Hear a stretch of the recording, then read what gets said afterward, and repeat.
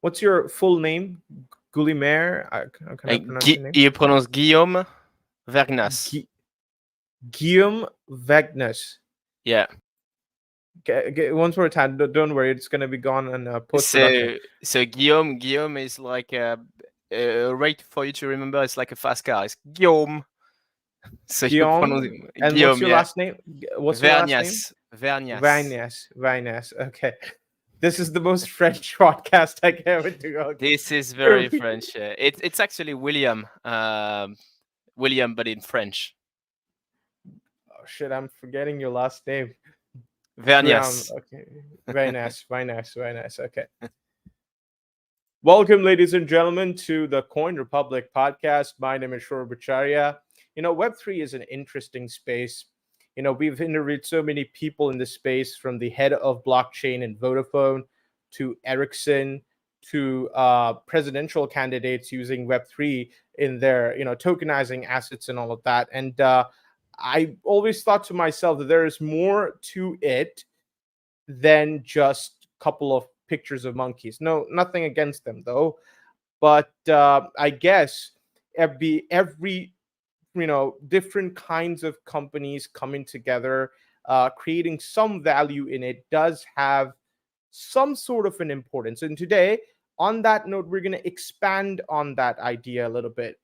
Uh, Today, I have with myself the head of Web3 and tokenization of a sports car company, a French sports car company, and a well-known one actually, Alpine.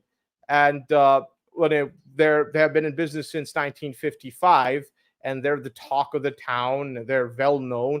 So today we'll try to understand, how does a sports car company come up with their fan token, and how are they utilizing Web3 and tokenization to their advantage? Is it just marketing, or is it beyond marketing? Is there any other utility to it? To have the discussion with me today, I have the one and only Mr. Guel Wagner.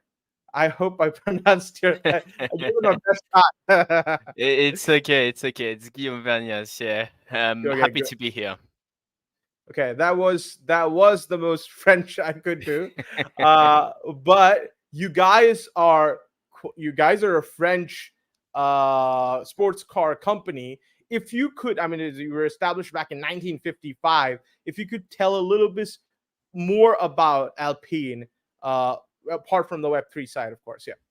Yeah, of course. So on top of being a sports car company, we are also a Formula One team, and that's the core of who we are. So Formula One team competing against Ferrari, Mercedes, Red Bull in the Formula One World Championship. So we produced sports car and even faster cars that are F1 cars as well. So on top of it, Alpine is part of Groupe Renault, which produce the brands, Dacia, Renault, and Mobilize as well. And we are like the top of the range, the sport premium cars, basically.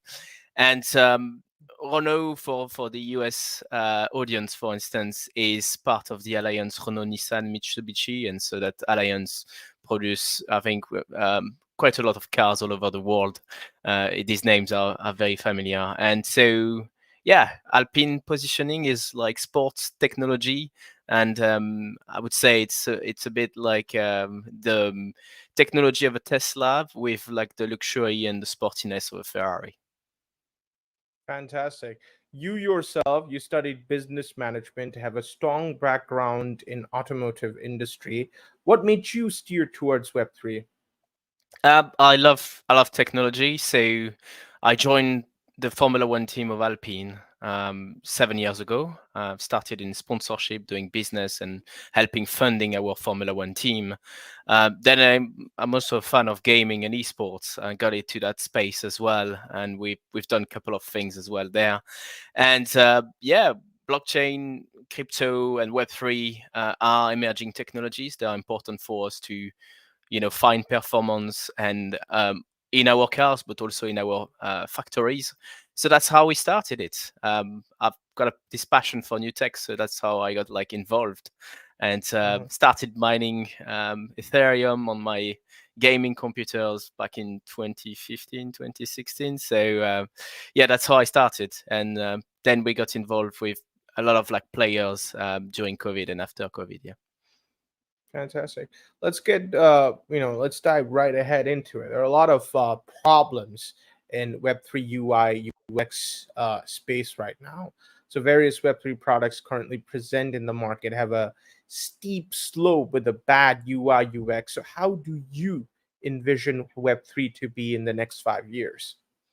I think if we take the gaming side of things, it's rapidly expanding with new technologies. So um, I think a first game back in the days that were very poorly designed but really fun, and the ones that succeed in Web3 so far are the ones that have a seamless experience for users, and we don't see that many at this stage. So I think seamless experience will be the key thing for the future, and easy of access for non-Web3 users. Fantastic. Then how is Alpine, especially using Web3 partners like Binance and Quant Platform to improve internal operations and future-proof systems? And I say that because these are big names. Binance is a huge name. How are you utilizing these platforms? Uh, is it for your internal, like for example, a lot of people use their private blockchain. Like when I talk to Vodafone and Ericsson, these people use their native private blockchain.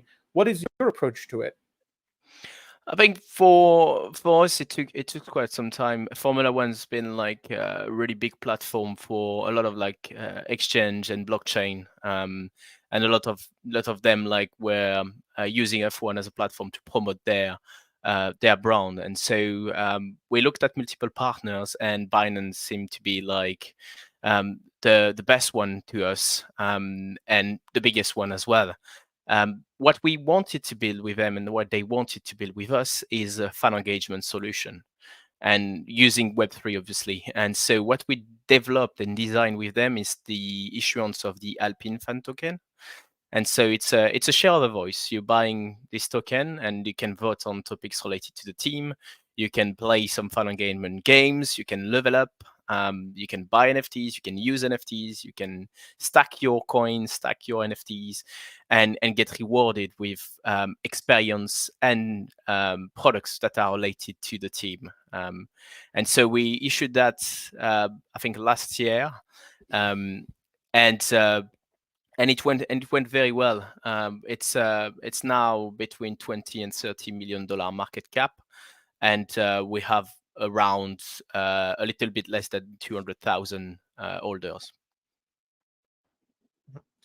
Esports in particular, and I've interviewed so many people from that industry, is trying to adopt Web2 esports and adopting it into Web3. Uh, in particular, to you guys, what is the esports angle here? Because you're a sports car company, you do Formula One racing, which is physical racing. Do you have a space in esports as well, a stake over there as well? Yes, so I think there's two angles to this question. The first one is, why are we in esports? For us, we do race in the virtual world as well. So our fans do race, and team member do race on simulators. So it's the same thing as being in a car. Basically, you turn the steering wheel, you push the throttle, you brake, you race, you do your strategy, your setup. And so we race against other teams, other brands, for cash prize money and championship. And for us, it's important to tap into that new performance, but also that new audience as well. And Mhm. Web3 in all of this, we also organize our own championship. So the cars that we have in real life, you can race them on real circuits, but you can also race them on virtual circuits. And we created something that we call the Alpine Esports Series, and that's where people can qualify playing one game in particular on simulators, and they go for a championship of 6 races. 35 minutes each, and they race virtually to win a certain amount of tokens, but also a real driving experience. And during that competition, we used Web3 to bring, reward our fans while when they watch the competition. So I said 6 race. During each race, you would have a QR code popping on the live stream online. And if you scan this QR code, you can redeem what we call a POAP NFT. And that would be a part of a certain car. And if you Mm, watch all the 6 races, you can assemble a full car that then you can mm, use in a dedicated game. So through that, we double, our engagement, but also we had like a lot more viewers. mm, We multiplied by 20 the number of viewers, and the engagement during the stream was way bigger. So I think the principle of it was just reward your fan through POAP NFTs. mhm. As I am taking this interview, a couple of scenes from Ford versus Ferrari, that movie is ringing a bell. They're trying to do a lot of stuff. I sort of imagine you uh, on your shoes, right? You go into the owner, trying to convince them about Web3 technology and tokenization. So, what were some of the decisions?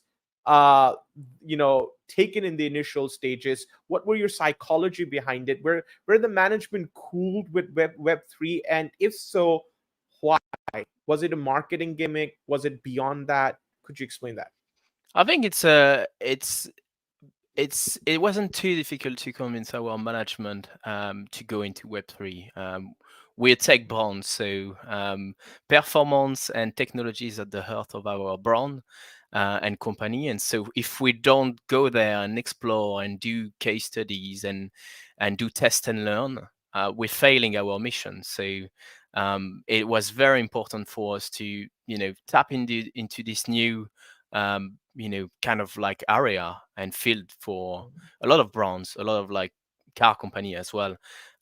So that's why it was super important. And we started, even before Binance, we started by releasing 5 NFTs that were Wow. 5 cars. Hmm. Um, and all these cars would have a different design, and all these cars would then be playable in one of the game owned by the Animoca brand studio, so famous Web3 studio, and they have developed like a game called Rave Racing, and basically it's a game where you buy your car as an NFT and you can drive your car in that game. And if you every day there are like new circuits, new challenges, and if you're faster with your car in that game, you're rewarded in crypto. So it's basically a play to earn kind of game. And so we released these 5 cars on auction, and they went for $300,000 in total. So for our management, it was like, okay, wow, we're making as much money as we would make with like real cars, but with Hmm. selling, virtual cars. And the owners of these like cars, some of them are, sharing with us that today they've made like return on investment on the NFT that they bought thanks to the utility of this car. So you can sublet, rent out your car to other gamers. You can, drive that car and gain rewards. So yeah, it was. That's how we got like, that first success story with our management and with Web3. So let's dive a little bit about on the fan token angle, Alpine fan tokens. What are some of the further partnerships with other blockchain and gaming platforms we can expect to see in the near future? To us, we want to explore the next step of Web3, and we've seen a lot of gaming application yet. But to us, interoperability is one of the big use case of Web3. If I have my car, I want to go from one game to another. I want to go to one metaverse to another. I want to be able to own my digital assets and use it in multiple spaces, in multiple blockchain. And so, taking the first example of the 5 cars that we made, back in 2021. Now we're kind of exploring, what if I propose some cars in the virtual space for users to go from one blockchain to another, from one game to another, from one metaverse to another, just with one only digital collectible, and use that collectible across multiple studio, multiple games, multiple metaverses, and enjoy my products as I do in the real life. And so that's what is in the pipeline for us. Yeah. Let's go back to community, because you are an established company and you are in business for a while now. Uh, Creating a community-based token is very hectic task, giving value to members and all. So how did you lead Alpine's gaming and Web3 combined to the development of Alpine esports? I know you partly answered it with your utility angle, but what I want to focus over here is where your community is hanging out. Are there on your Discord server like other NFT collections, or are you guys on Twitter? How do you guys communicate, and how do new people join you guys? What's your target audience? So we have our audiences hanging out on Discord. We have a dedicated also web page on Binance where they can, weekly basis vote on different topics. We are also on Twitter through our different accounts, but we have a dedicated Web3 account as well, relaying some of the news. So that's where the people would be. We have a wide kind of like target audience. We have fans of gaming that are Gen Z and early millennials, and we have also older people that are more in tech development, business, new technologies, and that like sometimes CEOs of companies in digital that are holding our like higher price tag NFTs as well. So it's a strange mix of different audiences, and that's what's the beauty of Web3, I would say. And so the first, I would say, we're interested in people that love tech, I would say, and sports. Right. Esports is something which is gaining a strong momentum now, especially with the advent of Web3. I have so many people I want you guys, to meet personally. Actually, the problem currently with this is fair distribution of revenue towards players and regulations, right? So, how do you envision Alpine Esports working towards that? we we already like in sports that have a lot of inequality. To get to Formula One, you need to go karting, and one season in karting is already a couple of $100,000 a year. So we're already in a sports that brings up a lot of inequality. So what we're doing with esports is buying a simulator and racing on a simulator is really way cheaper than going on a full season go karting. And so we're scouting talents through this, and because it's so close to real racing nowadays with technology, that's that gets you there. So if you're really good on a simulator, you can be very good on a racetrack as well. And the opposite is quite true. When we get our F1 drivers on some Mhm. simulators, they are instantly quick. So we can kind of like target the new talents of tomorrow using esports and Mhm. gaming. And so that's how we make somehow like our sport more accessible to audiences that have not the budget and the money to go karting every year for $100,000. Got it. Got it. Yeah. But who's more expensive? The competitors. You guys do have competitors. You mentioned Ferrari as one of your competitor, correct? Yep. If I'm Yeah. So, do you monitor their Web3 activities, their adoptions? What are your thoughts on your competitors? Some of the big names in the in your industry who are trying to do something similar. I think the space at the moment, especially, is like difficult. It's bear markets, and we've seen some of our competitors coming with very highly priced up with a lot of like volume of NFTs, and we've seen them struggling sometimes to sell out. these NFTs. Mercedes recently like struggled to sell out their new NFT collection. Porsche had like a difficult moment too. I see the action as positive, that there are a lot of brands going in the market and trying to do the right thing. I think it's more difficulty of timing, utility, and pricing some things too expensively. We I, I I think they are very good in what they want to do, but the market is very difficult at the moment, I would say. I agree with that. But do you think it's going to rebound anytime soon? Any indications of that? I would love it to rebound, and I'm convinced it will rebound. But this is not a financial advice, I would say. Yeah. Okay. Yeah, I got it. So, final question: where can we guys follow you? Where can we see the developments? How to be onboarded on your community? A couple of insights into your floor price for those people who can afford your fan tokens.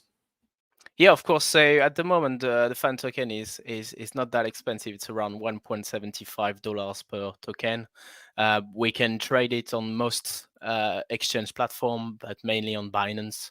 Uh, so on Binance, and you can directly trade our tokens. You can follow Binance fan token accounts on Instagram and on Twitter.